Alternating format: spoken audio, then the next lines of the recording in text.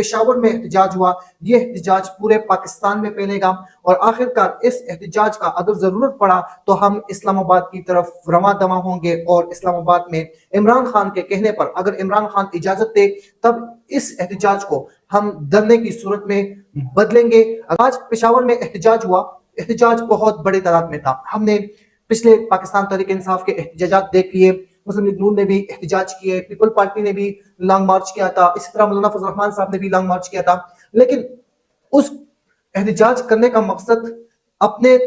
مفاہمت کے لیے، اپنے لیے، یا پاکستان کے دارالخلافہ اسلام آباد میں کرسی پانے کے لیے ان کے احتجاج ہوا کرتے تھے۔ لیکن آج جو پشاور میں احتجاج ہوا، اس احتجاج کا مقصد کیا تھا، اس کے اوپر تھوڑی سی گفتگو کرتے ہیں، بات چیت کرتے ہیں۔ جیسا کہ آپ جانتے ہیں پاکستان تحریک انصاف کے چیئرمین عمران خان جیل میں ہیں، اور کہیں ایسے کیسز ہیں جو بلا وجہ عمران خان کے اوپر کیس ڈالے گئے ہیں۔